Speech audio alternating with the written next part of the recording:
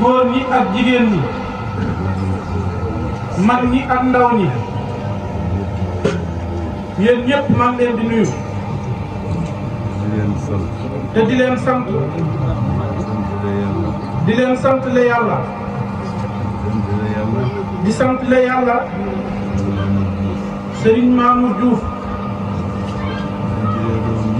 bi mu juree doomam yëpp jox leen Serigne Moustapha mu yóbbu leen ca daara ja ñuy tarbiyewu loolu du woon aaday fii waaye moo ko def tey jii nag sant na boroomam nu nit noo ko koy sant le sëñ Cheikh Diouf mi nga xam ne moo jëmmal pas-pasub sëñ Mamour te da koo yokk lool yàqu ca dara xirtal ci ay rakam yam bokkaloon nekk ca daara ja ba gis naa ne kenn ku ne ci ñoom sëñ Cheikh lay roy sëñ Cheikh gënal ko boppam mu nangul ko ni ma samay rak fu nangulee loolu maa ngi ciy sant yàlla man mi yàlla def ma jaboote leen ñii samay rak may seen jëwriñ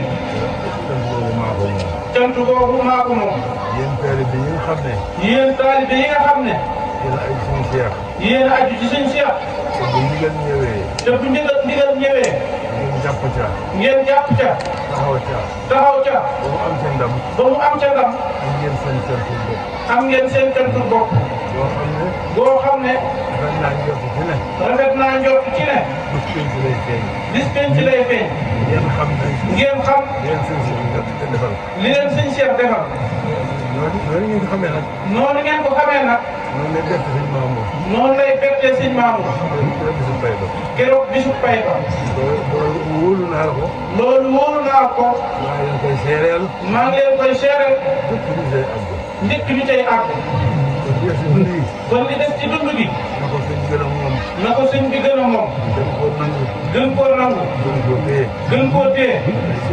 sëñ Cheikh kat mi ngi ànd ak man bu ñu tàqalikoo kon ku wadd yaa rotal sa bopp moom attan na ñëpp ban jërë ngeen jëf ba nu mu yàlla ak jàmm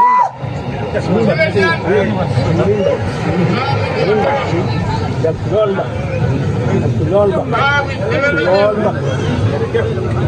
ay dina am béy góob béyu doo te fépp ba leen gën a ma suufi parce que loolu dina loolu ci njaboot bi nga mu xam seet la bëri ci yow fépp ba